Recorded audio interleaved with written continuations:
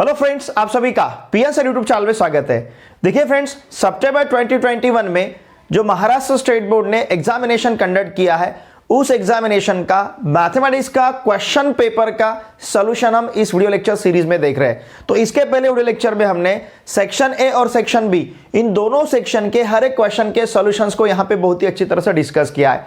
इस video lecture में हम सेक्शन सी, जो क्वेश्चन नंबर 15 से लेके क्वेश्चन नंबर 26 तक, मतलब एक क्वेश्चन नंबर 15 से स्टार्ट होगा और क्वेश्चन नंबर 26 तक रहेगा। ऐसे 12 क्वेश्चंस इसमें दिए रहते हैं।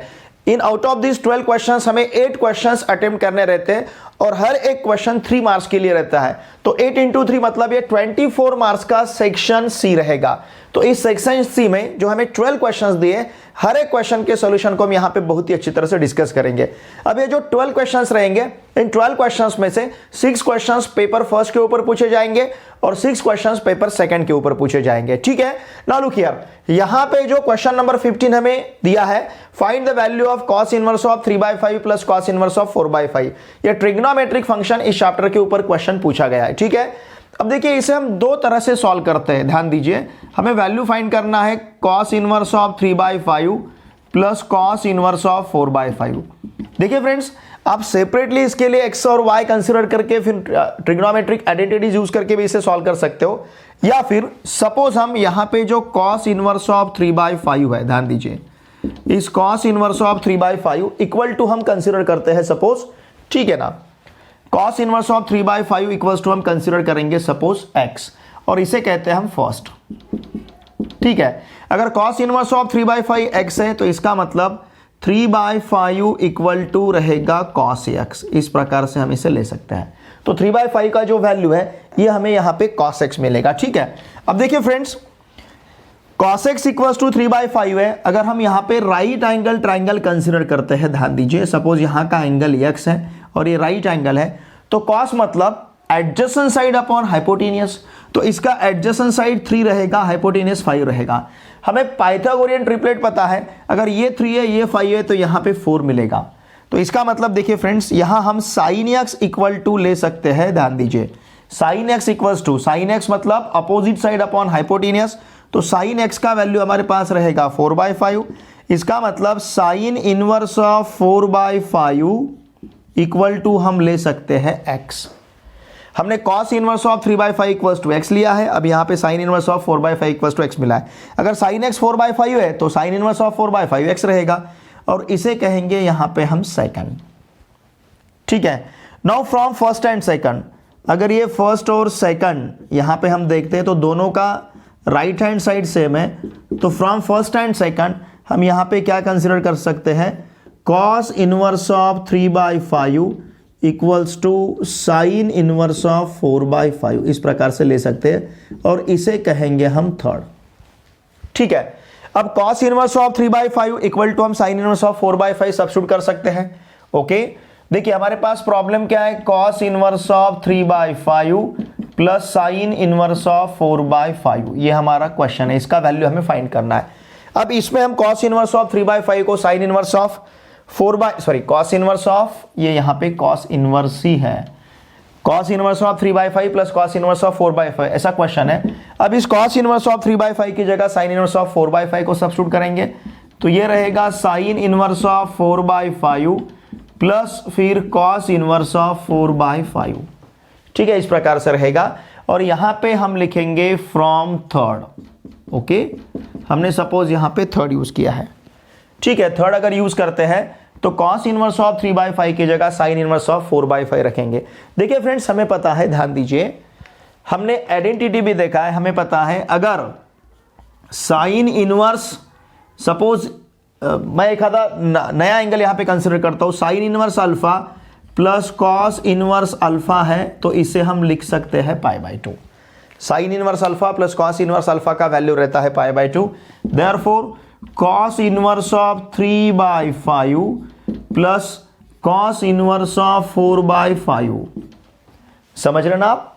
या फिर इसे हम इस प्रकार से भी लिख सकते हैं, मैं डायरेक्टली यहां पे ऐसा भी लिख सकता हूं, ये जो sine inverse of 4/5 plus cos inverse of 4/5, इसे लिख सकते हैं हम π/2, मतलब cos inverse of 3/5 plus cos inverse of 4/5 equal to हमें मिलेगा π/2।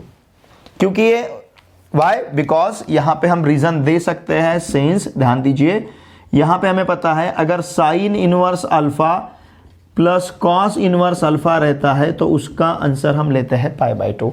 तो इस वजह से sine inverse of 4/5 plus cos inverse of 4/5 का वैल्यू π/2 रहेगा।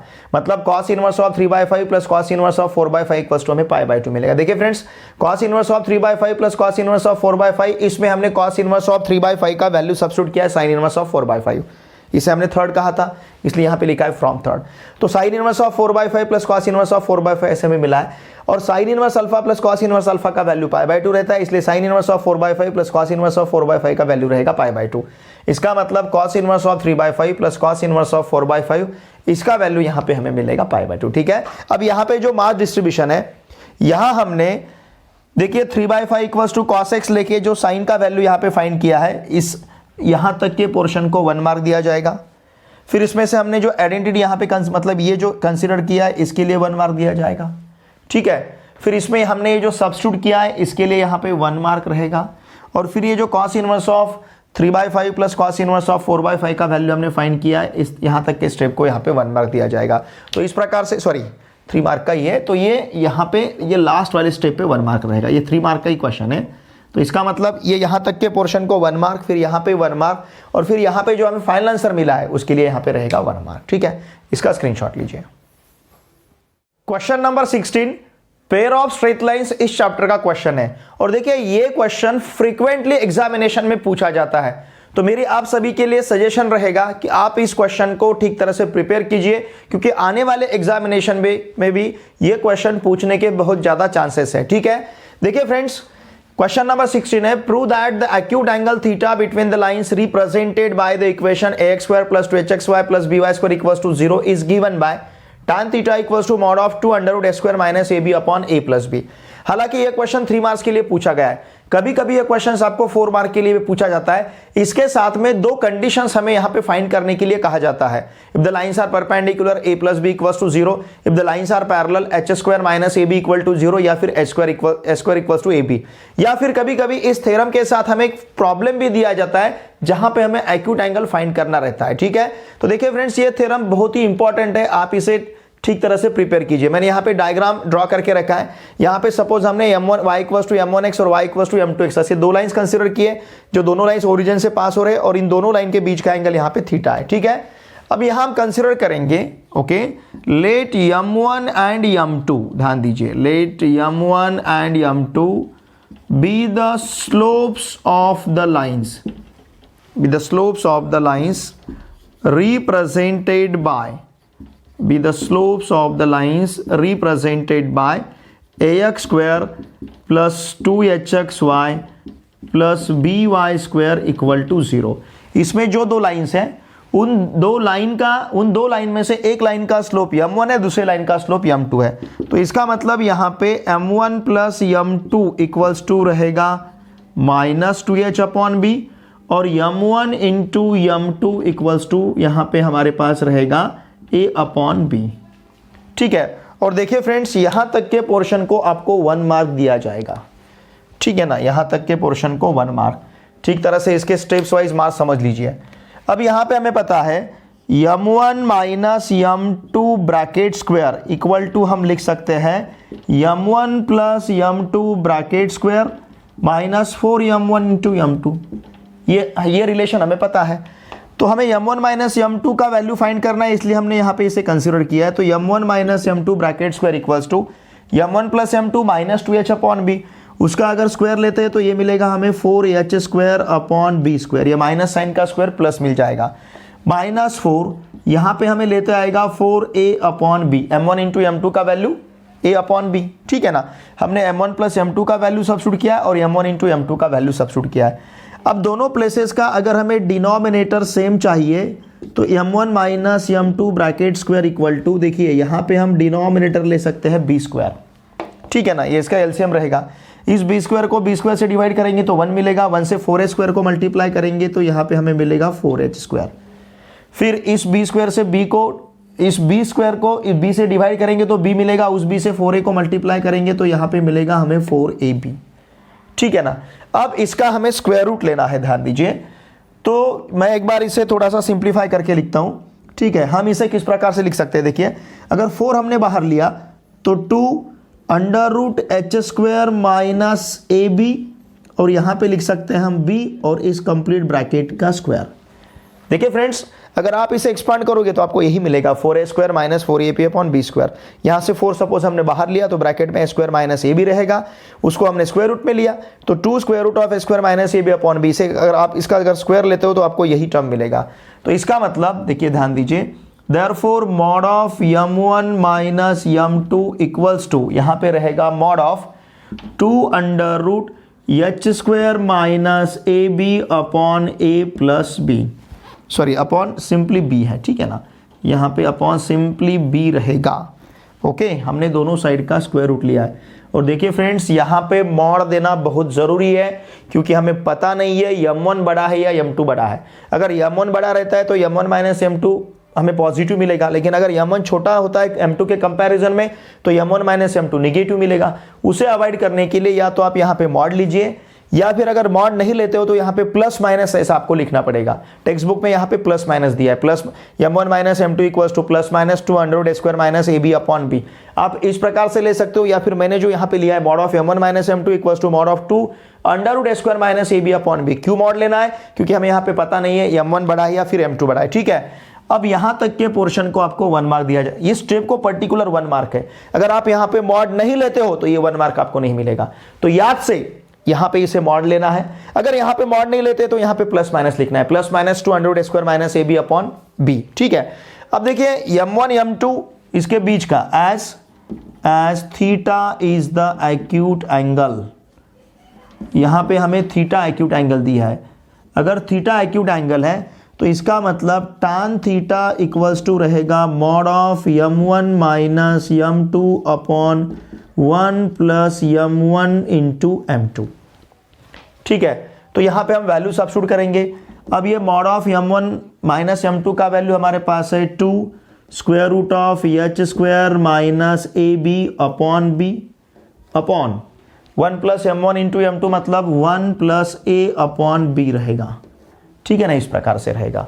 अब देखिए फ्रेंड्स, डिनोमिनेटर अगर हमें सेम लेना है तो इस b से इस 1 को मल्टीप्लाई करेंगे तो ये a प्लस बी मिलेगा, मतलब a plus b upon b रहेगा, वो भी इस b के साथ कैंसिल होगा। तो इसका मतलब यहाँ पे हमारे पास रहेगा twice square root of h square minus A B upon A plus b, और यही हमें यहाँ पे प्रूव करना था। tan थीटा इक्वल्स टू हमें प्रूव करना था mod of 2 under root square minus A B upon A plus b, और यहाँ तक के पोर्शन को यहाँ पे रहेगा 1 मार्क। तो इस प्रकार से 3 मार्क का डिस्ट्रीब्यूशन रहेगा। ये m1 plus m2 equals to minus 2h upon b, m1 into m2 equals to a upon b लिया है, यहाँ तक 1 मार्क। फिर ये पर्टिकुलर स्टेप को 1 मार्क रहेगा, और जो लास्ट में हम यहाँ पे प्रूव कर रहे हैं tan theta equals to mod of 2 under root square minus A B upon A plus b, उसे वहाँ पे 1 मार्क दिया जाएगा, ठीक है। तो इस प्रकार से 3 मार्क्स का डिस्ट्रीब्यूशन रहेगा। ये क्वेश्चन आपको एग्जामिनेशन में फ्रीक्वेंटली पूछा जाता है, तो मेरा आप सभी के लिए सजेशन रहेगा इस क्वेश्चन को अच्छी तरह से प्रिपेयर कीजिए, क्योंकि आने वाले एग्जामिनेशन में 99.9% ये क्वेश्चन रहने के चांसेस है, ठीक है। इसका स्क्रीनशॉट लीजिए। क्वेश्चन नंबर 17 वेक्टर चैप्टर पे पूछा गया है, और देखिए वॉल्यूम ऑफ पैरेलल पाइप का एक क्वेश्चन है। देखिए फ्रेंड्स, क्वेश्चन पेपर में या तो आपको वॉल्यूम ऑफ टेट्राहेड्रॉन या फिर वॉल्यूम ऑफ पैरेलल पाइप, इन दो क्वेश्चंस के ऊपर, मतलब इन दो क्वेश्चन में से एक क्वेश्चन आपको स्टेट बोर्ड पे एग्जाम में पूछा जाता है। और ये जो है ये स्केलर ट्रिपल प्रोडक्ट जो कंसेप्ट है इसके ऊपर है। या तो आपको एसटीपी के प्रॉपर्टी के बारे में एक आधा क्वेश्चन पूछा जाएगा, या फिर वॉल्यूम ऑफ पैरेलल पाइप, या फिर वॉल्यूम ऑफ टेट्राहेड्रॉन, ऐसा यहां पे हमें फाइंड करना रहेगा, ठीक है। नाउ लुक हियर, यहां पे हमें पैरेलल पाइप के को टर्मिनस एजेस दिए हैं, ये फर्स्ट सेकंड थर्ड ऐसे 3 एजेस यहां पे है, तो इनको हम वेक्टर कंसीडर करते हैं। सपोज हम यहां पे फर्स्ट वेक्टर कंसीडर करेंगे 3i cap plus 5k cap, फिर हमारे पास वेक्टर b बार रहेगा 4i cap plus 2j cap minus 3k cap, फिर यहाँ पे वेक्टर c बार रहेगा 3i cap plus j cap plus 4k cap. इस प्रकार से इन वेक्टर्स को हम कंसीडर करेंगे। अब यहाँ पे हमें फाइंड करना है इसका वॉल्यूम। और वॉल्यूम का जो फॉर्मूला है box of A bar B bar C bar, मतलब scalar triple product of these three vectors. तो सबसे पहले हम इसका बॉक्स फाइंड करते हैं। Now box of A bar B bar C bar equals to determinant of, first row में हमें फर्स्ट वेक्टर के कंपोनेंट्स लिखने हैं, मतलब ए बार के कंपोनेंट्स, मतलब आई कैप जे कैप के कैप के कोएफिशिएंट्स। यहाँ पे आई कैप का कोएफिशिएंट 3 है, जे कैप एब्सेंट है तो उसका कोएफिशिएंट 0 रहेगा, और के कैप का कोएफिशिएंट 5 है, ठीक है। फिर इसके बाद बी बार के कंपोनेंट्स मतलब 4 2 -3 इस प्रकार से रहेंगे। फिर यहाँ पे सी बार के कंपोनेंट्स 3 1 4 इस प्रकार से रहेंगे, ठीक है। Now box of A bar B bar C bar equal to 3 into inside the bracket. जब हम इस एलिमेंट को लेते हैं तो इसके रो में से और कॉलम में से एलिमेंट को हम स्किप करते हैं। इन दोनों का प्रोडक्ट यहाँ पे 8 रहेगा, इन दोनों का प्रोडक्ट -3 माइनस ये रहेगा +3। फिर सेकंड एलिमेंट लेते समय हमें 0, उसके रो और कॉलम से एलिमेंट जो है उन्हें स्किप करना है। अब यहाँ पे इन दोनों का जो भी प्रोडक्ट मिलेगा, आंसर तो 0 आने वाला है, लेकिन लिखते हैं 4 इंटू 4 यहाँ पे 16 मिलेगा, 3 इंटू -3 ये -9 माइनस ये +9 होगा। सिर्फ हमें सेकंड एलिमेंट लेते समय साइन चेंज करना है, प्लस है तो माइनस, माइनस है तो प्लस। अब यहाँ पे 0 को तो साइन नहीं है, फिर हमने माइनस लिखा है। फिर +5 इंटू इनसाइड द ब्रैकेट, फिर उसके रो और कॉलम से एलिमेंट स्किप करने हैं। देखिए इस एलिमेंट को लेते समय साइन नहीं चेंज करना है, इस एलिमेंट को लेते समय भी साइन नहीं चेंज करना है। अब इन दोनों का प्रोडक्ट यहाँ पे 4 रहेगा और इन दोनों का प्रोडक्ट यहाँ पे 6 मिलेगा, 4 - 6। तो इसका मतलब box of A bar B bar C bar equals to 3 into 11 -0 +5 into -2, ठीक है ना। तो ये रहेगा box of A bar B bar C bar. Now 3 into 11 is 33, 5 into -2 is -10। तो इसका मतलब box of A bar B bar C bar equals to हमें आंसर मिलेगा, देखिए फ्रेंड्स 23, ठीक है ना। इसका आंसर यहां पे रहेगा 23, ओके। 33 - 10 मतलब ये 23। अब हमें क्या फाइंड करना है, वॉल्यूम। तो वॉल्यूम ऑफ पैरेललोपाइप का जो फॉर्मूला है, ध्यान दीजिए, वॉल्यूम ऑफ पैरेललोपाइप का फॉर्मूला है volume of parallelepiped equals to box of A bar B bar C bar, इस प्रकार से रहेगा। और जस्ट हमने इसे बॉक्स को फाइंड किया, ये है यहाँ पे 23। वॉल्यूम है तो बिल्कुल यहाँ पे आपको क्यूबिक यूनिट्स लिखना ही है। अगर आप क्यूबिक यूनिट्स नहीं लिखोगे तो आपको लास्ट वाला जो 1 मार्क है, ये 1 मार्क यहाँ पे नहीं मिलेगा, ठीक है। तो बिल्कुल ध्यान देखिए, यहाँ पे क्यूबिक यूनिट्स लिखना ही है जब आपको वॉल्यूम ऑफ पैरेललोपाइप या फिर वॉल्यूम ऑफ टेट्राहेड्रॉन पूछा जाएगा, ठीक है। देखिए फ्रेंड्स, अब यहाँ पे जो 3 मार्क्स का डिस्ट्रीब्यूशन है किस प्रकार से रहेगा।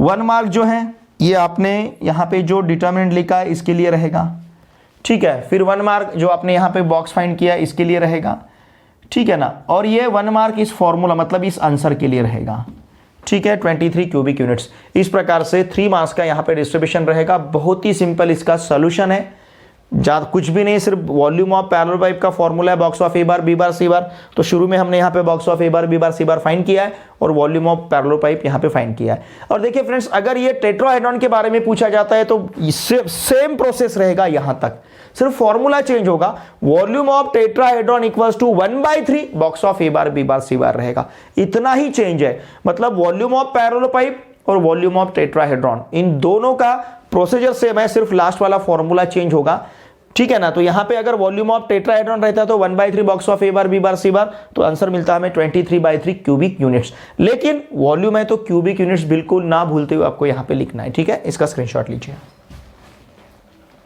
क्वेश्चन नंबर 18 भी वेक्टर्स इस चैप्टर पे पूछा गया है। Now find the area of the parallelogram whose adjacent sides are the vectors 2i cap - 2j cap + k cap and i cap - 3j cap - 3k cap, ठीक है। तो देखिए फ्रेंड्स, हमें पैरेललोग्राम के एडजेसेंट साइड्स दिए हैं और उसका हमें एरिया फाइंड करना है। अब यहाँ पे सिर्फ एरिया कहा गया है, वेक्टर एरिया नहीं, एरिया और वेक्टर एरिया में डिफरेंस है, ठीक है। तो चलिए अब यहाँ पे हम first vector A bar consider करते हैं, ये है 2i cap - 2j cap + k cap. फिर यहाँ पे वेक्टर बी बार कंसिडर करेंगे, i cap - 3j cap - 3k cap. और एरिया ऑफ द पैरेललोग्राम का फॉर्मूला है mod of A bar cross b bar. तो उसके लिए हमें यहाँ पे a bar cross b bar find करना है पहले। Now box of A bar cross b bar मतलब डिटर्मिनेंट का फर्स्ट रो बेसिक वेक्टर रहेगा i cap j cap k cap, second row रहेगा 2 - 2 1, और थर्ड रो रहेगा 1 -3 -3। Okay, now a bar cross b bar equal to, अब इन दोनों का प्रोडक्ट कितना रहेगा 6, इन दोनों का प्रोडक्ट माइनस करना है तो 6 + 3 इंटू रहेगा आई कैप, माइनस इन दोनों का प्रोडक्ट -6 और इन दोनों का प्रोडक्ट -1 -6 -1 जे कैप, फिर इन दोनों का प्रोडक्ट -6 और इन दोनों का प्रोडक्ट -2 +2 के कैप। ठीक है, now therefore a bar cross b bar equal to 6 + 3 9 i cap minus -6 -1 -7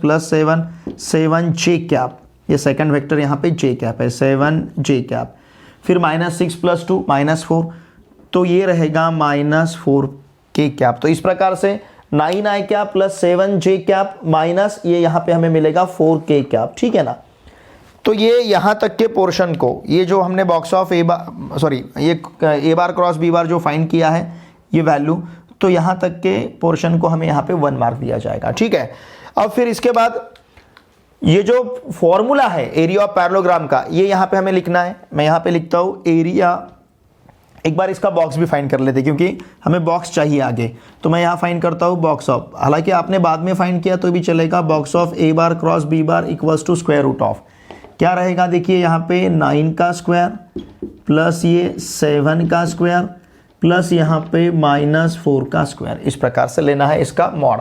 now mod of A bar cross b bar equals to square root of, देखिए इसका मॉड हम ले रहे 9 का स्क्वायर 81, 7 का स्क्वायर 49 और 4 का स्क्वायर 16।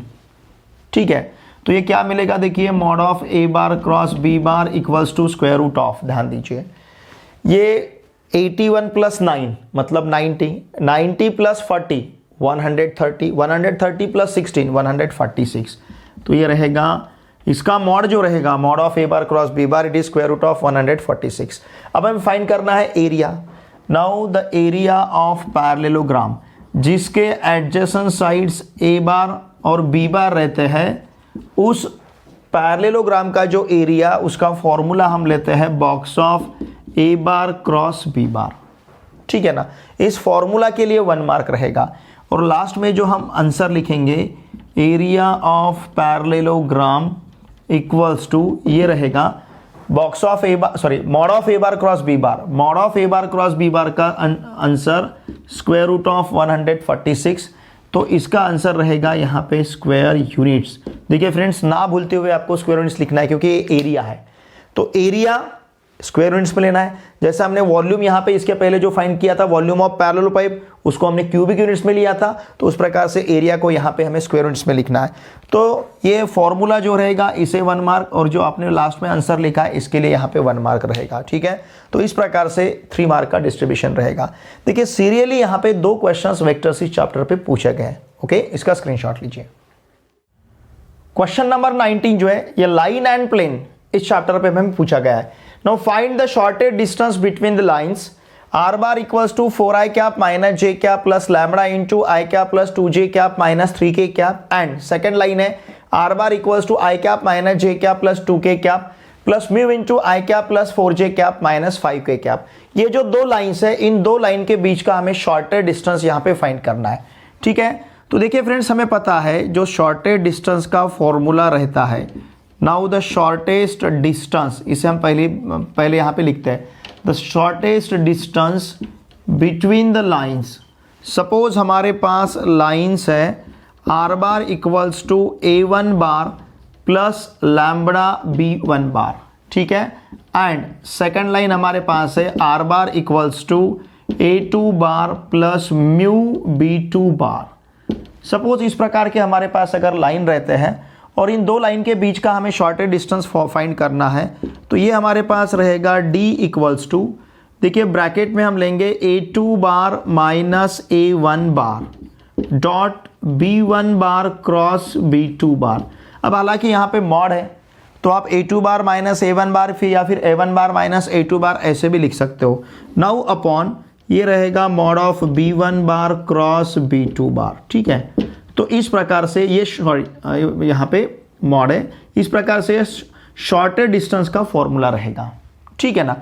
तो ये जो फॉर्मूला हमने यहाँ पे लिखा है, इसके लिए यहाँ तक के पोर्शन के लिए हमें दिया जाएगा 1 मार्क। 3 मार्क का ये क्वेश्चन है। अब यहाँ पे हम सभी वेक्टर्स को कंसीडर करते हैं। देखिए हमारे पास a1 बार और b1 बार इनका वैल्यू है। a1 बार का वैल्यू है 4i cap minus j cap, b1 बार का वैल्यू है i cap plus 2j cap minus 3k cap. फिर यहाँ पे a2 बार का वैल्यू है, a2 bar is i cap minus j cap plus 2k cap. और b2 बार जो है, b2 बार का वैल्यू है i cap plus 4j cap minus 3k cap, ठीक है ना। i cap plus 4j cap minus 5k cap, sorry देखिए थोड़ी सी भी अगर गलती होती है तो पूरा गलत हो जाएगा। ठीक से लिखा है हमने 4i cap minus j cap, फिर i cap plus 2j cap minus 3k cap, फिर यहाँ पे i cap minus j cap plus 2k cap, और फिर यहाँ पे i cap plus 4j cap minus 5k cap. अब देखिए फ्रेंड्स, यहाँ पे हम सबसे पहले फाइंड करते हैं a2 बार माइनस a1 बार को, क्योंकि ये हमें चाहिए।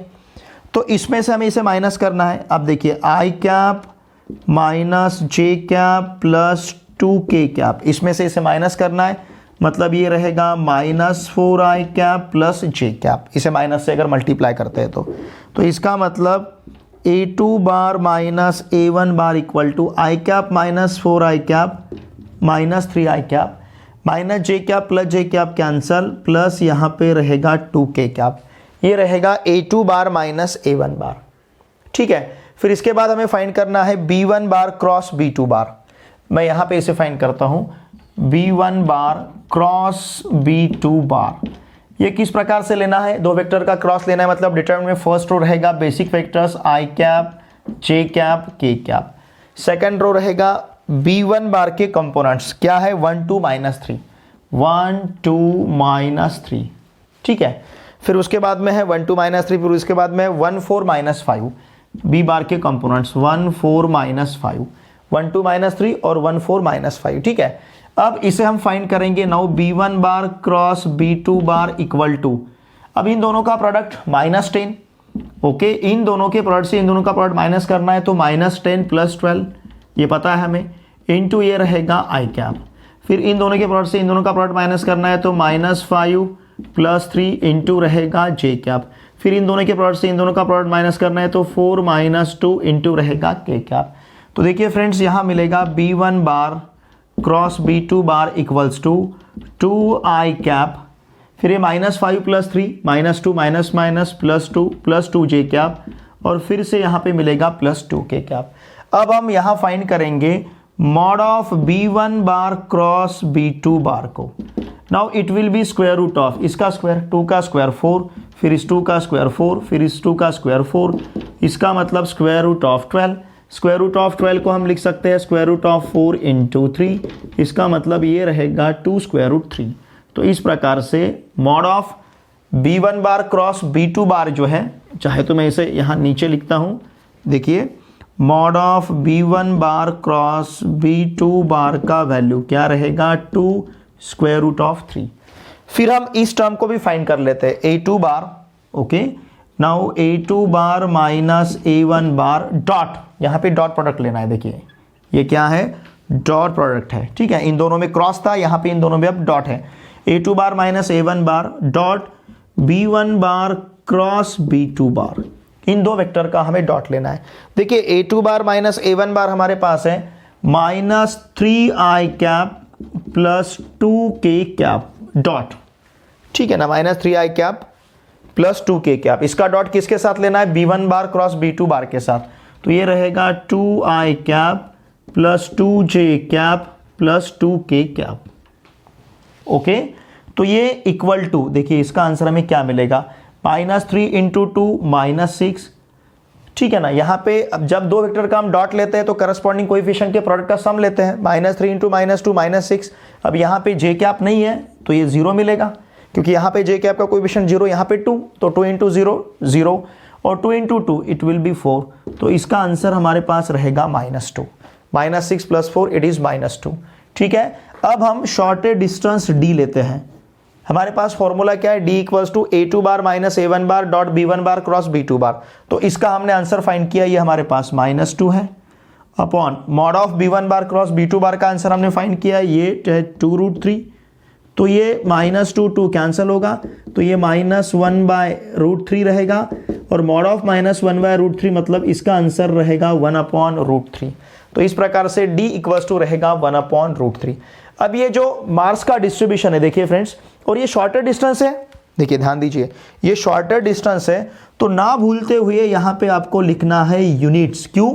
बिकॉज इट इज डिस्टेंस, तो डिस्टेंस के लिए हमें यूनिट्स लिखना तो जरूरी है। ठीक है, तो यहाँ तक जो हमने पोर्शन फाइंड किया है इसके लिए 1 मार्क रहेगा। ठीक है, देखिए 1 मार्क यहाँ पे था, यहाँ तक के पोर्शन को 1 मार्क रहेगा और जो हमने फाइनल आंसर लिखा है उसे 1 मार्क रहेगा। तो इस प्रकार से देखिए फ्रेंड्स 3 मार्क्स का डिस्ट्रीब्यूशन रहेगा। क्वेश्चन का सॉल्यूशन थोड़ा सा लेंदी है, लेकिन क्वेश्चन सॉल्व करने के लिए बहुत इजी है। हमें फॉर्मूला पता होना जरूरी है। शॉर्टर डिस्टेंस का फॉर्मूला है a2 bar minus a1 bar dot b1 bar cross b2 bar upon mod of b1 bar cross b2 bar. तो इन्हीं प्रकार के क्वेश्चंस आपके आने वाले एग्जामिनेशन में HSC 2023 रहेगा, HSC 2022 रहेगा, इन सभी एग्जामिनेशन में इन्हीं प्रकार के क्वेश्चंस आपको पूछे जाते हैं। तो इन क्वेश्चंस के ऊपर जरूर फोकस कीजिए, इन क्वेश्चंस को जरूर प्रिपेयर कीजिए। ठीक है, इसका स्क्रीनशॉट लीजिए। क्वेश्चन नंबर 20 जो है ये भी लाइन एंड प्लेन इस क्वेश्चन पे पूछा गया है। देखिए, find the coordinates of the foot of the perpendicular drawn from the origin to the plane 2x + y - 2z = 18। देखिए सिचुएशन क्या है, ये हमें प्लेन दिया है, प्लेन का इक्वेशन, इस प्लेन को ओरिजिन से परपेंडिकुलर ड्रॉ किया गया है। तो ये जो परपेंडिकुलर इस प्लेन को ड्रॉ किया है, तो इस फुट के हमें कोऑर्डिनेट्स फाइंड करने हैं। इसे x y z ऐसे 3 कोऑर्डिनेट्स रहेंगे, तो उन कोऑर्डिनेट का वैल्यू यहां पे फाइंड करना है। इस प्लेन का हमें इक्वेशन दिया है। ठीक है, अब इस प्लेन का इक्वेशन अगर 2x + y - 2z = 18 है, तो इस प्लेन को जो नॉर्मल है उसके DRS जो है यहाँ पे DRS रहेंगे 2 1 - 2, क्योंकि x और y z के कोएफिशिएंट्स। ठीक है, तो हम यहाँ पे लिखेंगे the DRS, okay, the DRS of normal to the plane. किस प्लेन के लिए दिया है नॉर्मल? हमें प्लेन है 2x + y - 2z = 18। इस प्लेन के लिए जो नॉर्मल रहेगा उसके DRS R, उसके DRS हमारे पास रहेंगे 2 1 - 2। नाउ DCS मतलब डायरेक्शन कोसाइंस, DCS R। अब ये DCS हम किस प्रकार से फाइंड करेंगे? 2/√, बहुत ही सिंपल है। ये DRS मतलब ABC है, तो L इक्वल्स टू हम लेते हैं A/A² + B² + C² उसका स्क्वायर रूट। तो A/ यहाँ पे रहेगा 2², फिर ये प्लस यहाँ पे रहेगा 1², फिर ये प्लस यहाँ पे रहेगा -2²। तो इस प्रकार से इसके DRS हमें लेना है। ये 2/, फिर ये 1/ उसी को लिखना है 1/√2² + 1² + -2²। ठीक है ना, फिर उसी प्रकार से -2/√, यही टर्म मैं इसे नीचे लिखता हूँ, यहाँ पे नहीं बैठेगा है। ओके, तो ये रहेगा यहाँ पे -2/√। देखिए फ्रेंड्स, यहाँ पे हम ले सकते हैं 2² + 1² + -2²। ठीक है ना, और इसे दैट इज ये हमें क्या मिलेंगे? देखिए 2/ कितना रहेगा? 2 का स्क्वायर 4, 1 का स्क्वायर 1 - 2 का स्क्वायर 4, 4 + 1 + 4 मतलब √9, और √9 का वैल्यू 3 रहेगा। तो ये रहेगा 2/3। उसी प्रकार से यहाँ पे मिलेगा 1/3 और फिर यहाँ पे रहेगा -2/3। तो हम क्या करेंगे? देखिए, ये जो 2x + y - 2z = 18 है। नाउ डिवाइडिंग, ओके, हम यहाँ पे लेते हैं डिवाइडिंग। देखिए हमारे पास जो इक्वेशन है, चाहे तो मैं इस इक्वेशन को फिर से यहाँ पे लिखता हूँ, चलेगा? ठीक है, अब ये 2/3 1/3 -2/3 हमारे पास क्या है? DCS है। तो देखिए प्लेन का इक्वेशन है 2x + y - 2z = 18। अगर इसके दोनों साइड को हम डिवाइड करते हैं, डिवाइडिंग बोथ साइड्स, ध्यान दीजिए, डिवाइडिंग बोथ साइड्स बाय 3। क्यों 3 से डिवाइड करना है? क्योंकि यहाँ पे √2² + 1² + -2², इसका आंसर हमें 3 मिल रहा है। तो डिवाइडिंग बोथ साइड्स बाय 3, इसके दोनों साइड को अगर हम 3 से डिवाइड करते हैं, डिवाइडिंग बोथ साइड्स बाय 3, तो प्लेन का इक्वेशन हमें क्या मिलेगा? देखिए यहाँ पे अगर दोनों साइड को हमने 3 से डिवाइड किया, तो ये प्लेन का इक्वेशन हो जाएगा 2/3x + 1/3y - 2/3z = रहेगा 6। अगर इसे हम कंपेयर करते हैं किसके साथ? सपोज इसे हम कंपेयर करेंगे l x plus m y plus n z equals to small p के साथ। तो यहाँ पे यल मतलब 2/3, यम मतलब 1/3, यन मतलब -2/3 और हमें p का वैल्यू जो है ये मिलेगा यहाँ पे 6। ठीक है, now the foot the coordinates of, ध्यान दीजिए अब हमें क्या फाइंड करना है, the coordinates of, okay, the coordinates of foot of the perpendicular. ठीक है ना, the coordinates of foot of the perpendicular drawn from origin to the plane. इसके जो फूट्स है, इसके फूट्स हमारे पास, फूट के मतलब कोऑर्डिनेट्स हमारे पास रहेंगे। देखिए ये क्या रहेगा, L P comma M P comma N P. ठीक है ना, इस प्रकार से रहेगा। What is L here, L का वैल्यू 2/3 है तो 2/3 इंटू 6 ये रहेगा। फिर यम का वैल्यू 1/3 है तो ये रहेगा 1/3 इंटू 6। फिर यन का वैल्यू -2/3 है तो -2/3 इंटू 6 इस प्रकार से रहेगा। ठीक है, ये पता है हमें। नाउ इट विल बी, ये 3 से 6 को डिवाइड करेंगे तो 2 मिलेगा, 2 इंटू 2 ये रहेगा 4। ओके, 3 से 6 को डिवाइड करेंगे तो 2 मिलेगा, 1 इंटू 2 इट विल बी 2। फिर 3 से 6 को, इस 3 से 6 को डिवाइड करेंगे तो 2 मिलेगा, 2 इंटू 2 4, ये रहेगा 4, 2 -4। तो फुट ऑफ द परपेंडिकुलर जो है उसके जो कोऑर्डिनेट्स है, the coordinates of foot of the perpendicular ये रहेंगे 4, 2 -4। अब यहाँ पे मास देखिए फ्रेंड्स किस प्रकार से हमें दिए जाएंगे। यहाँ पे मास का जो डिस्ट्रीब्यूशन है, ये हमने जो DRS यहाँ पे फाइंड किए इसके लिए 1 मार्क रहेगा। फिर इसके बाद में P का जो वैल्यू हमने फाइंड किया यहाँ तक के पोर्शन को 1 मार्क रहेगा और लास्ट में हमने जो कोऑर्डिनेट्स फाइंड किए उसके लिए 1 मार्क रहेगा। तो इस प्रकार से ये 3 मार्क्स का डिस्ट्रीब्यूशन रहेगा। देखिए फ्रेंड्स, सेक्शन सी में टोटल हमें यहाँ पे 12 क्वेश्चंस पूछे जाते हैं। उसमें के पहले 6 क्वेश्चंस पेपर फर्स्ट के ऊपर, पार्ट फर्स्ट के ऊपर और बाद में के 6 क्वेश्चंस पार्ट सेकंड के ऊपर पूछे जाते हैं। तो ये जो क्वेश्चन है, ये जो सेक्शन है, ये सेक्शन स्टार्ट होता है क्वेश्चन नंबर 15 से। तो क्वेश्चन नंबर 15 से लेकर क्वेश्चन नंबर 20 तक, 15, 16, 17, 18, 19, 20, मतलब ये जो 6 क्वेश्चंस है 15 से लेकर 20 तक, ये 6 क्वेश्चंस पेपर फर्स्ट के ऊपर पूछे गए। अब 21 से लेकर 26 तक जो 6 क्वेश्चन रहेंगे वो 6 क्वेश्चंस पूछे जाएंगे पेपर सेकंड के ऊपर। ठीक है, इसका स्क्रीनशॉट लीजिए। Question number 21 is if x⁻⁷ into y⁵ equals to x plus y⁻12 then prove that dy by dx equals to y upon x। ये जो क्वेश्चन है ये डिफरेंशिएशन इस चैप्टर के ऊपर पूछा गया है। ठीक है, देखिए हमें दिया है x⁻⁷ into y⁵ equals to x plus y⁻12। अब प्रूव करना है dy by dx equals to y by x, मतलब इसका डेरिवेटिव लेना है। तो इसका डेरिवेटिव लेने के लिए सबसे पहले हम दोनों साइड का लॉग लेते हैं। Now taking log to both sides. ठीक है, ये क्वेश्चन आपको x⁻m into y⁻n equals to x plus y⁻m plus n या फिर x⁻p into y⁻q equals to x plus y⁻p plus q, इस प्रकार से भी पूछा जा सकता है। अब देखिए दोनों साइड का अगर हम लॉग लेते हैं तो log of x⁻7 into y⁻5 equals to ये रहेगा log of x plus y⁻12। तो देखिए फ्रेंड्स, हमें पता है अब इस log of x⁻7 into y⁻5 को log of x⁻7 into log y⁻5, तो उसे हम log y⁻5, तो उसको हम लिख सकते हैं 7 log x plus 5 log y, इस प्रकार से। log of ab मतलब log a plus log b, और इसे हम लिख सकते हैं 12 log of x plus y। ठीक है, अब इसे हम डिफरेंशिएट करेंगे विथ रिस्पेक्ट टू x। तो 7 log x का derivative 7 by x, 5 log y का derivative 5 upon y into d y by d x, 12 log of x plus y का derivative 12 upon x plus y, log of x plus y का derivative 1 upon x plus y into d y by d x, इस प्रकार से लेते हैं ना। तो ये 1 अपॉन x plus y into x plus Y का डेरिवेटिव, x का डेरिवेटिव 1 और y का डेरिवेटिव हमारे पास रहेगा d y by d x. ठीक है, ये जो 3 मार्क्स का इसके यहाँ पे क्वेश्चन है, तो डिस्ट्रीब्यूशन जो रहेगा 3 मार्क्स का, ये यहाँ तक के स्टेप के लिए 1 मार्क, फिर यहाँ पे 1 मार्क हमें दिया जाएगा।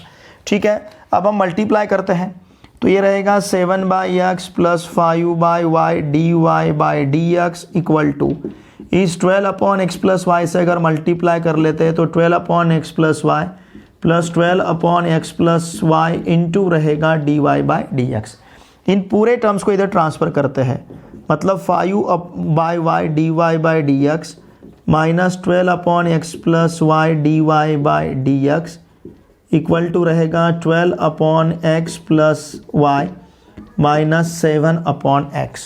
अब इस dy बाई dx को अगर हम बाहर लेते हैं तो 5/y minus 12 upon x plus y, outside the bracket ये रहेगा dy बाई dx, ठीक है, इक्वल टू अगर क्रॉस मल्टीप्लिकेशन लेते हैं तो ये मिलेगा 12x, इस x प्लस वाई से -7 को मल्टीप्लाई करते हैं तो -7x माइनस 7y अपॉन यहाँ पे हमारे पास रहेगा x plus y into x. फिर उसी प्रकार से यहाँ पे क्रॉस मल्टीप्लिकेशन अगर लेते हैं तो 5x plus 5y minus 12y upon y से x प्लस वाई को मल्टीप्लाई करेंगे तो ये रहेगा y into x plus y, और यहाँ पे है ये dy by dx equals to 12x minus 7x 5x minus 7y upon x plus y into x, इस प्रकार से रहेगा, ठीक है। चाहे तो आप दोनों साइड का यहीं पे x प्लस वाई कैंसिल कर सकते हो या फिर बाद में भी कैंसिल कर सकते हो। अब ये 5x प्लस देखिए 5y माइनस 12y मतलब ये रहेगा यहाँ पे 7y with minus sign, 5x minus 7y 5x minus 7y upon y into x plus y into d y by d x equal to, देखिए ध्यान दीजिए क्या रहेगा 5x minus 7y upon x plus y into x, इस प्रकार से मिलेगा। इसका मतलब dy by d x equals to, वैसे तो इधर ये डिवीजन में चला जाएगा या फिर इसे अगर मल्टीप्लिकेशन लेते तो इसका रेसिप्रोकल लिखना पड़ेगा, मतलब ये हो जाएगा 5x minus 7y upon x plus y into x into, अगर ऐसा लेते हैं तो ये मिलेगा हमें y into x plus y upon 5x minus 7y। तो यहाँ पे 5x minus 7y 5x minus 7y cancel, x plus y भी कैंसिल होगा, तो हमें मिलेगा dy by d x equals to y upon x, और यही हमें प्रूव करना था, ठीक है। तो यहाँ तक के पोर्शन को दिया जाएगा हमें 1 मार्क। इस प्रकार से 3 मार्क्स का डिस्ट्रीब्यूशन रहेगा और यही हमें प्रूव करना था, तो मैं नीचे लिखता हूँ हेंस प्रूव्ड, ठीक है ना। देखिए फ्रेंड्स ये डेरिवेटिव चैप्टर पे क्वेश्चन पूछा गया है, ओके, इसका स्क्रीनशॉट लीजिए। Question number 22 application of derivative chapter पे पूछा गया है। The volume of the sphere increases at the rate of 20 centimetre cube per second, find the rate of change of its surface area when its radius is 5 centimetre, ठीक है। तो यहाँ पे हमें volume of the sphere increases at the rate मतलब dv by dt दिया है। देखिए वॉल्यूम ऑफ स्फीयर जो है इसका जो फॉर्मूला रहता है वॉल्यूम ऑफ स्फीयर के वॉल्यूम का फॉर्मूला जो v है ये हम लेते हैं 4/3 पाई r क्यूब, ठीक है ना, इस प्रकार का ये फॉर्मूला रहता है। और एरिया ऑफ स्फीयर जो है सरफेस एरिया मतलब surface area, okay, surface area of sphere मतलब कैपिटल A, ये रहेगा यहाँ पे 4πr²। और हमें क्या फाइंड करना है, हमें फाइंड करना है, देखिए सरफेस एरिया मतलब dA by dt, rate of change of surface area मतलब dA बाई dt हमें यहाँ पे फाइंड करना है। Find the rate of change of it surface area, surface area को आप S भी ले सकते हो, मैंने यहाँ पे A कंसिडर किया है, ठीक है। dA बाई dt हमें फाइंड करना है। और देखिए हमें क्या दिया है, हमें r इक्वल्स टू दिया है 5 सेंटीमीटर, साथ में और क्या प्रोवाइड किया है, the volume of the sphere increase at the rate of 20 centimetre cube per second, मतलब dv बाई dt भी दिया है, dv by dt equals to है 20 सेंटीमीटर क्यूब पर सेकेंड्स, ठीक है ना, ये वैल्यू है हमारे पास, ठीक है। अब देखिए फ्रेंड्स हमें dA बाई dt फाइंड करना है। सबसे पहले हम v को कंसिडर करते हैं, v is 4/3 pi r cube, इसे डिफरेंशिएट करेंगे विथ रिस्पेक्ट टू t। अगर हमने इसे with respect to t differentiate किया तो v का डेरिवेटिव dv बाई dt रहेगा equals to 4/3 into pi into r cube का डेरिवेटिव रहेगा 3r² और साथ में dr बाई dt, ठीक है। अब ये 3 इस 3 के साथ कैंसिल होगा, dv बाई dt का वैल्यू हमारे पास है कितना है 20 सेंटीमीटर क्यूब पर सेकेंड, मतलब 20 equals to 4πr², okay, into रहेगा dr बाई dt, ठीक है। इसे अगर ट्रांसफ़र करेंगे और देखिए फ्रेंड्स इसे अगर हम ट्रांसफ़र करते हैं तो ये मिलेगा 20/4πr² equal to dr by dt। चाहे तो हम इसे इस प्रकार से भी ले सकते हैं, dr by dt equals to 5 upon, अगर 4 से 20 को डिवाइड करेंगे तो 5/πr²। यहाँ पे r का भी वैल्यू हमारे पास है, r कितना है 5 है, ठीक है। अगर ये वैल्यू हम सब्स्टिट्यूट करते हैं तो 5/π इंटू 25 मतलब ये रहेगा 1/5 पाई, ये dr/dt 1/5 सेंटीमीटर पर सेकंड, चाहे तो आप इसे इस प्रकार से भी लिख सकते हो, ठीक है ना। 5 5 25। अब हमें फाइंड करना है ds/dt मतलब da/dt, हमने a यहाँ पे कंसिडर किया है। a हमारे पास क्या है, देखिए a इक्वल्स टू है 4πr²। फिर इसे डिफरेंशिएट करते हैं विथ रिस्पेक्ट टू t, क्योंकि हमें da/dt फाइंड करना है। da/dt कब मिलेगा, जब हम इसे with respect to t differentiate करेंगे।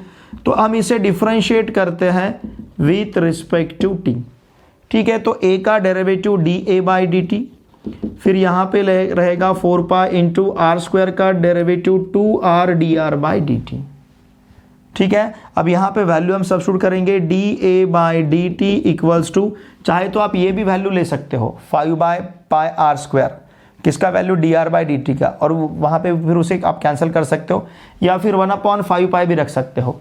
नाउ 4π इंटू 2 इंटू 5 इंटू 1/5 ऐसे भी ले सकते हो, ठीक है ना। आप dr/dt का वैल्यू 5π/r² ऐसा लिख सकते हो, रख सकते हो, या फिर 1/5 अब ये पाई इस पाई के ये 5 इस पाई के साथ कैंसिल, ये पाई इस पाई के साथ कैंसिल होगा। इसका मतलब da/dt इक्वल टू हमारे पास रहेगा सिंपली 8, और ये rate of change of area है, एरिया तो सेंटीमीटर स्क्वायर पे रहेगा, सेंटीमीटर स्क्वायर पर सेकंड ये इसका यूनिट रहेगा। तो यहाँ पे जो मार्किंग स्कीम है, देखिए अब 1 मार्क जो रहेगा, ये dv/dt हमने जो फाइंड किया है, dv/dt लिया है ना यहाँ पे dv/dt, तो इसके लिए यहाँ 1 मार्क रहेगा।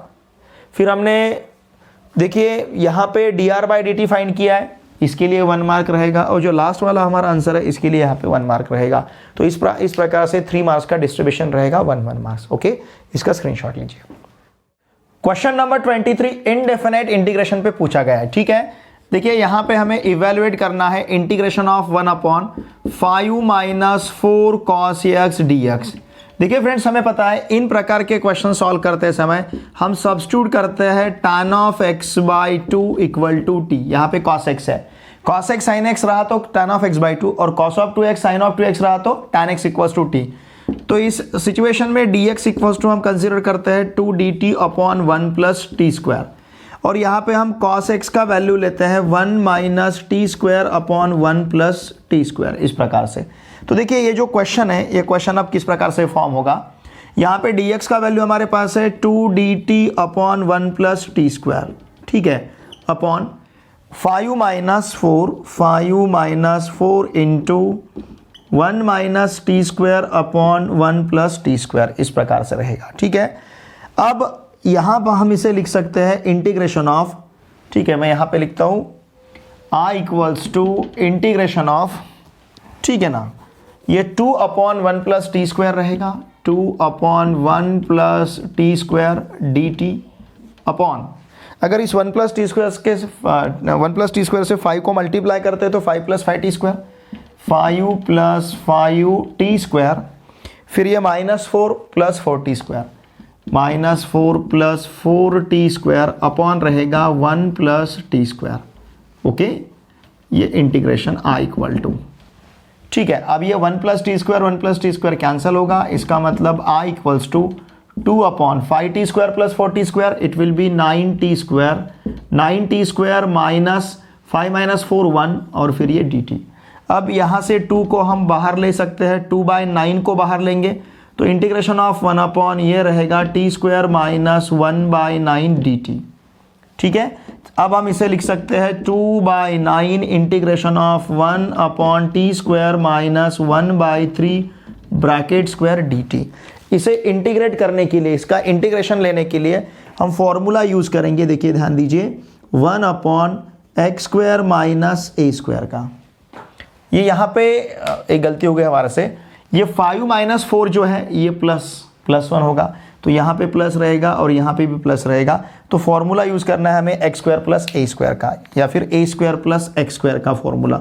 तो 1/a² + x² dx equals to क्या रहेगा, 1/a tan inverse of x/a + c, ये रहता है इसका इंटीग्रेशन। तो तो देखिए यहाँ पे इसका इंटीग्रेशन फिर क्या रहेगा, i equals to 2/9 into 1/a मतलब 1/1/3। ओके, फिर tan इनवर्स ऑफ, ध्यान दीजिए tan inverse of x upon 1/3 plus c। यहाँ पे x मतलब t है, ठीक है ना, यहाँ का x मतलब क्या है, t है, t अपॉन 1/3 प्लस c। अब इस 3 से 9 को डिवाइड करेंगे तो 3 मिलेगा, तो इसका आंसर मिलेगा हमें 2/3। ध्यान दीजिए 2/3 tan इनवर्स ऑफ, ये 3 ऊपर चला जाएगा, t अपॉन 1/3 मतलब 3t, और t का वैल्यू क्या है, t इज, देखिए tan of x/2 equals to t है, तो t का वैल्यू tan ऑफ x/2 है, tan inverse of 3 tan of x/2, 3 tan of x/2 plus c, ये रहेगा यहाँ का फाइनल आंसर, ठीक है ना। तो इन प्रकार के क्वेश्चंस को सॉल्व करने के लिए हम यूज करते हैं tan of x/2 equals to t। Okay, अब ये जो यहाँ पे मास डिस्ट्रीब्यूशन है, देखिए यहाँ पे जो स्टेप वाइज मास रहेंगे, ये स्टेप वाइज मास रहेंगे, जो फाइनल आंसर है इसको 1 मार्क रहेगा, ठीक है ना। हम यहाँ तक जो पहुँचे हैं ये स्टेप तक, इसे 1 मार्क रहेगा। फिर 1 मार्क यहाँ पे दिया गया है, मुझे देखने दीजिए, 1 मार्क यहाँ पे दिया गया, ये जो सब्स्टिट्यूशन हमने यूज़ किया इसके लिए 1 मार्क। तो इस प्रकार से 3 मार्क्स का डिस्ट्रीब्यूशन रहेगा। यहाँ तक के पोर्शन के लिए 1 मार्क, फिर ये स्टेप तक हम पहुंचे इसके लिए 1 मार्क्स, और जो फाइनल आंसर हमने यहाँ पे फाइंड किया इसके लिए 1 मार्क। ये इनडेफिनेट इंटीग्रेशन इस चैप्टर के ऊपर क्वेश्चन पूछा गया है, ठीक है, इसका स्क्रीनशॉट लीजिए। Question number 24, application of definite integration इस चैप्टर पे पूछा गया है। अब देखिए यहाँ पे हमें इवेल्युएट करना है integration from 1 to 2 root x upon square root of 3 minus x plus root x dx। चलिए इसे कहते हैं हम फर्स्ट, ठीक है। अब यहाँ पे हम प्रॉपर्टी यूज करेंगे, देखिए यहाँ में जो प्रॉपर्टी यूज करना है, ये प्रॉपर्टी है integration from a to b f of x dx। देखिए फ्रेंड्स, इस प्रॉपर्टी के प्रूफ को हमें प्रिपेयर करना है, क्योंकि एक प्रॉपर्टी आपको इस चैप्टर पे पूछा ही जाता है, ठीक है। Now integration from a to b f of, ये रहेगा a plus b minus x dx। Now changing, देखिए यहाँ पे क्या चेंज किया गया है, x था, ठीक है ना, यहाँ पे जो x था तो उसको चेंज किया गया है a plus b minus x से a plus b minus x. Now changing x, इस x को हम चेंज करते हैं, इन दोनों का sum a plus b minus x था, a plus b minus x, तो 1 प्लस 2, 1 प्लस 2 मतलब 3, तो x को चेंज करना है 3 माइनस एक्स से। जैसे यहाँ पे x को चेंज किया a plus b minus x से, उसी प्रकार से x को चेंज करना है 3 माइनस एक्स से। तो देखिए i इक्वल टू क्या रहेगा, integration from 1 to 2 square root of 3 minus x upon, फिर यहाँ पे square root of 3 minus x जो है सॉरी, सपोज हमने यहाँ पे x की जगह अगर 3 माइनस एक्स सब्स्टिट्यूट किया, तो ये 3 माइनस एक्स, तो 3 कैंसिल होगा, प्लस एक्स ही रहेगा। तो यहाँ पे हमारे पास रहेगा, या फिर मैं लिखता हूँ 3 माइनस एक्स, ओके। फिर यहाँ पे रहेगा प्लस x की जगह हमें लिखना है 3 माइनस एक्स dx। तो देखिए i इक्वल्स टू रहेगा इंटीग्रेशन फ्रॉम 1 to 2, ये यहाँ पे square root of 3 minus x upon square root of x plus square root of 3 minus x dx, ये रहेगा यहाँ का चेंज, और इसे कहते हैं हम सेकंड, ठीक है ना। यहाँ तक का जो पोर्शन है, यहाँ तक के पोर्शन को हमें 1 मार्क दिया जाएगा। अब हम इन दोनों का सम लेते हैं, adding first and second, adding first and second, इन दोनों का हमें सम लेना है।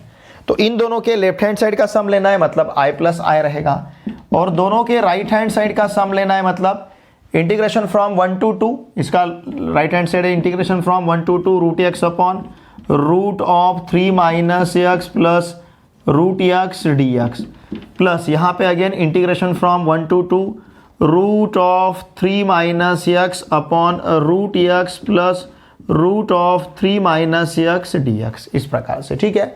अब इन दोनों का हमें सम लेना है, i plus i is 2i, integration from 1 to 2, ठीक है ना, इंटीग्रेशन फ्रॉम क्या रहेगा ये 1 to 2, फिर न्यूमरेटर का सम लेना है, मतलब root x plus root of 3 minus x upon, क्योंकि यहाँ का इंटीग्रेशन साइन सेम है, दोनों प्लेसेस का डिनोमिनेटर सेम है, तो हम न्यूमरेटर का सम ले सकते हैं root x plus root 3 minus x upon, दोनों का डिनोमिनेटर सेम है ना, तो root of 3 minus x plus root x, और फिर यहाँ पे रहेगा ये dx।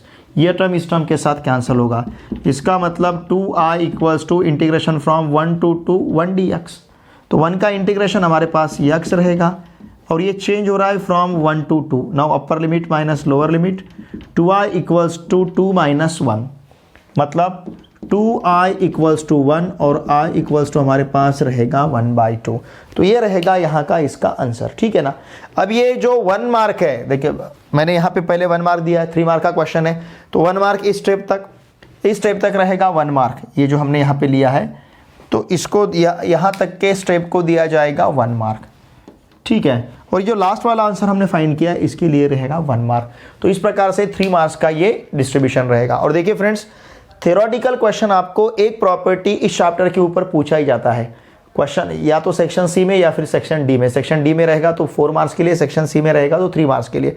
और प्रॉपर्टी के ऊपर आपको क्वेश्चन भी पूछा जाता है, इसलिए प्रॉपर्टी को प्रिपेयर कीजिए और प्रॉपर्टी के ऊपर के जो क्वेश्चंस है टेक्स्ट बुक में, उन क्वेश्चंस को भी अच्छी तरह से प्रिपेयर कीजिए। हमने तो वैसे सभी चैप्टर्स के वीडियो लेक्चर के प्लेलिस्ट का लिंक इसी वीडियो के डिस्क्रिप्शन में प्रोवाइड किया। आप उस चैप्टर के ऊपर अगर क्लिक करते हो लिंक के ऊपर, तो आपको उस चैप्टर के पूरे वीडियो लेक्चर्स देखने को मिलेंगे, ठीक है।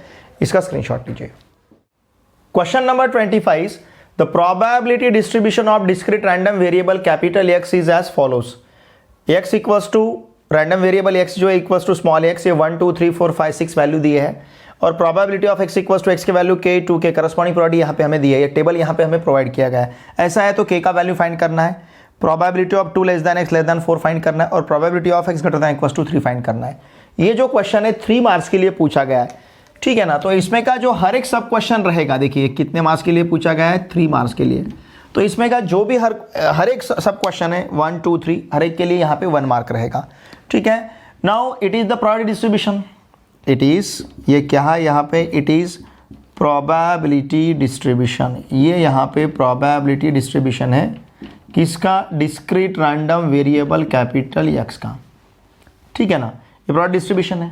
तो इसका मतलब देखिए, ध्यान दीजिए, इसका मतलब probability of x equal to 1 plus probability of x equals to 2 plus probability of x equals to 3 plus probability of x equals to 4 plus probability of x equals to 5, ठीक है ना, और plus probability of x equals to 6, इन सभी का sum यहाँ पे रहेगा 1।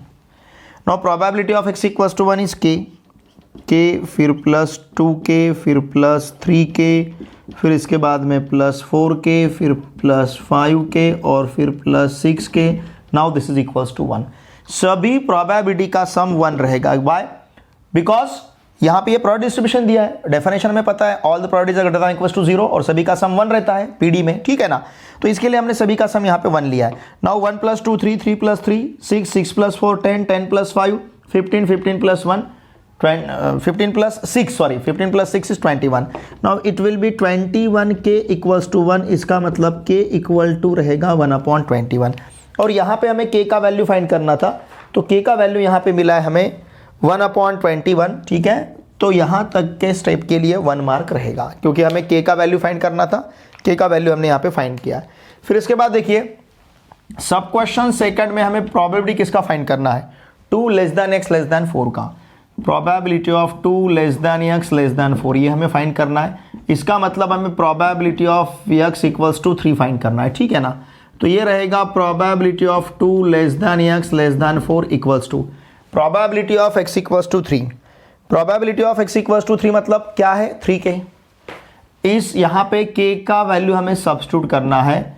नाउ 3 × 1/21, क्योंकि k का वैल्यू 1/21 है, तो ये मिलेगा यहाँ हमें 1/7, ठीक है ना। तो देखिए यहाँ इस आंसर के लिए हमें दिया जाएगा 1 मार्क, ठीक है। 3 मार्क्स का डिस्ट्रीब्यूशन है। फिर इसके बाद में जो सब क्वेश्चन थर्ड है, ध्यान दीजिए, इस सब क्वेश्चन थर्ड में हमें फाइंड करना है probability of x greater than और इक्वल टू 3। 3 या 3 से बड़ा, 3 या 3 से बड़ा, इसका मतलब जैसे यहाँ पे 2 less than x less than 4 था, मतलब 2 और 4 के बीच में, 2 और 4 के बीच में क्या है, 2 और 4 के बीच में सिर्फ 3 था, तो हमने probability of x equals to 3 लिया है। अब यहाँ पे x greater than equals to 3 मतलब 3 या 3 से बड़े, 3 या 3 से बड़े रैंडम वेरिएबल कौन कौन से हैं, 3 है एक, ठीक है, फिर उसके बाद में 4 है, फिर उसके बाद में 5 है, और फिर उसके बाद में है 6। Probability of x equals to 5 plus probability of x equals to 6। Now probability of x greater than और equal to 3 equal to probability of x equal to 3, it will be 3k plus 4k plus 5k plus 6k। ठीक है ना, ये इस प्रकार से रहेगा। मतलब probability of x greater than और equal to 3 equal to 3 plus 4 7, 7 plus 5 12, 12 plus 6 18, तो ये रहेगा यहाँ पे 18k। अब यहाँ अगर k का वैल्यू हम सब्स्टिट्यूट करते हैं, k इज़ 1/21। ठीक है ना, अगर इस k का वैल्यू हमने यहाँ पे सब्स्टिट्यूट किया तो probability of x equals to 3 क्या मिलेगा? इन दोनों को हम 6 से डिवाइड करते हैं। 3 6 जा 18, 3 7 जा 21, तो ये रहेगा 6/7 इसका आंसर। और इस स्टेप के लिए हमें दिया जाएगा, देखिए ध्यान दीजिए, इसके लिए हमें दिया जाएगा 1 मार्क। तो इस प्रकार से इस क्वेश्चन में हमें क्या क्या फाइंड करना था? Value of k, probability of 2 less than x less than 4 और probability of x greater than equals to 3, इनका वैल्यूज हमें यहाँ पे फाइंड करना था। ठीक है, ये हमें प्रोबेबिलिटी डिस्ट्रीब्यूशन इस चैप्टर पे पूछा गया है। अब इसके बाद का जो क्वेश्चन है ये बाइनोमियल डिस्ट्रीब्यूशन के ऊपर पूछा गया है। ठीक है, इसका स्क्रीनशॉट लीजिए। सेक्शन सी का लास्ट क्वेश्चन, क्वेश्चन नंबर 26, ये पूछा गया है हमें बाइनोमियल डिस्ट्रीब्यूशन इस चैप्टर के ऊपर। Look here, if a fair coin is toss 10 times, coin 10 time toss किया गया है, इसका मतलब n इक्वल्स टू रहेगा 10। फिर find the probability of getting exactly 6 heads, at least 6 heads. तो यहाँ पे जो रैंडम वेरिएबल x रहेगा इसे कंसिडर करेंगे हम नंबर ऑफ हेड्स के लिए। जब एक कॉइन टॉस किया जाता है तो यहाँ पे प्रोबेबिलिटी ऑफ सक्सेस रहेगा हेड के लिए 1/2, probability of failure it is 1 minus p, मतलब 1 माइनस 1/2 इक्वल्स टू हमारे पास रहेगा 1/2। ठीक है, now x follows binomial distribution with parameter n equals to 10 and p equals to 1/2। अब हम लिखेंगे PMF।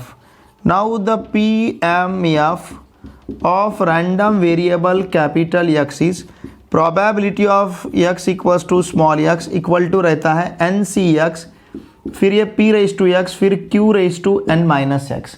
यहाँ का जो x है ये स्टार्ट होता है 0 1 2 अप टू n तक। अब ये प्रोबेबिलिटी मास फंक्शन जो है ये हमारे लिए, हमारे प्रॉब्लम के लिए क्या बनेगा? देखिए, probability of x equals to x, ये हमारे पास 10 है तो ये रहेगा 10cx, फिर p का वैल्यू 1/2 है तो ये 1/2 रेज टू x, फिर q का वैल्यू भी 1/2 है तो यहाँ पे 1/2 raise to 10 minus x। Now x equals to 0 1 2 up to ये रहेगा 10। ठीक है, now probability of x equals to small x it is 10cx। इसे थोड़ा सा हम सिंप्लीफाई कर लेते हैं, ये मिलेगा हमें 1/2 raise to x, 1 raise to x मतलब 1/2 raise to x, 1 raise to 10 minus x मतलब 1/2 रेज टू कितना रहेगा 10 minus x। Now x start from 0 1 2 up to 10। तो इसका मतलब देखिए friends, probability of x equals to small x it will be 10cx, तो ये 1 हमें मिलेगा 2 रेज टू 10। ठीक है ना, यहाँ पे बेस सेम है तो ये इंडेक्स का सम होगा। Now x start from 0 1 2 up to 10। अब ये हम यूज़ कर सकते हैं, देखिए इसे हम यूज़ करेंगे इस PMF को फाइंड करने के लिए हर एक का प्रोबेबिलिटी। अब यहाँ पे हमें क्या फाइंड करना है? फर्स्ट में probability of getting exactly 6 heads, मतलब probability of x equals to 6 हमें फाइंड करना है, exactly 6 heads. Probability of getting exactly 6 heads मतलब यहाँ पे p of x equals to 6 substitute करना है तो ये रहेगा 10cx, 10c6 इस प्रकार से रहेगा। x का वैल्यू 6 रहेगा, 10c6 इंटू 1/2 रेज टू 10।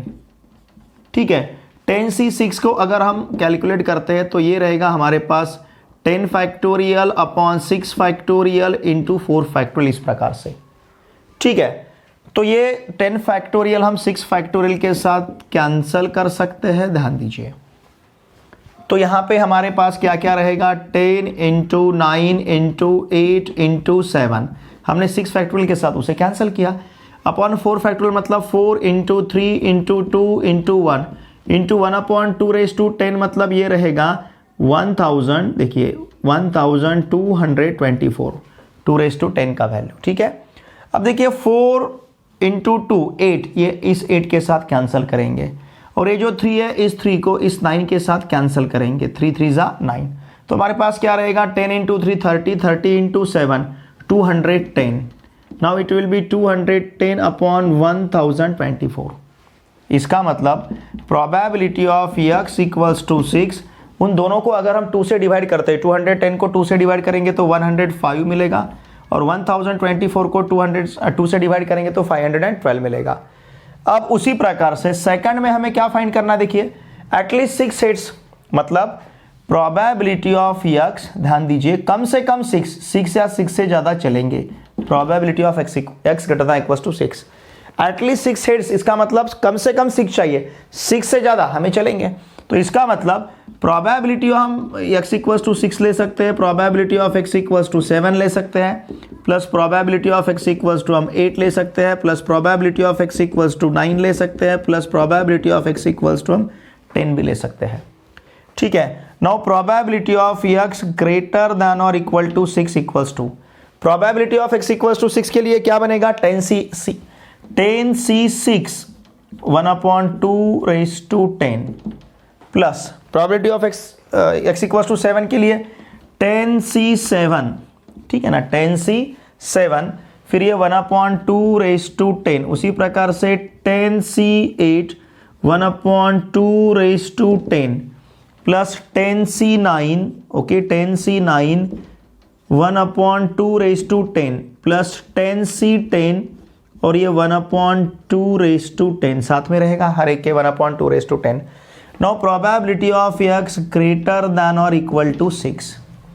अब इन सभी का वैल्यू, अब इन सभी से देखिए, ध्यान दीजिए, इन सभी से हम 1/2 raised to 10 को बाहर ले सकते हैं, ठीक है ना, और इन सभी का जो वैल्यू है, मैं डायरेक्टली इसका वैल्यू यहाँ पे लिखता हूँ, ये इसका वैल्यू जस्ट हमने फाइंड किया था, हमें 210 मिला था, ठीक है ना, देखिए 10c6 का वैल्यू हमने फाइंड किया था, 210 मिला था, फिर यहाँ पे 10c ये 120 है, 120 प्लस 45 प्लस 10 प्लस 1, इस प्रकार से हर एक का वैल्यू मिलेगा।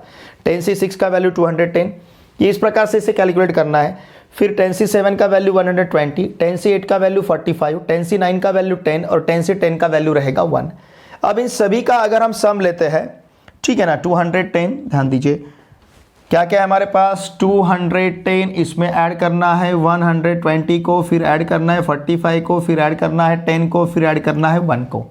तो इन सभी का सम यहाँ पे मिलेगा 6, 1 + 2 3, 3 + 4 7, 7 + 1 8, ओके, और 2 + 1 3, ये रहेगा 386 अपॉन 1024।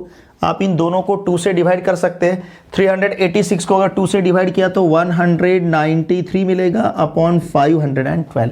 तो इस प्रकार से इसका ये आंसर रहेगा। कैलकुलेशन थोड़े से यहाँ पे ज़्यादा आपको लगते हैं, लेकिन आपके पास चॉइस है। देखिए फ्रेंड्स, टोटल आपको सिर्फ 80 क्वेश्चंस यहाँ पे अटेम्प्ट करने हैं।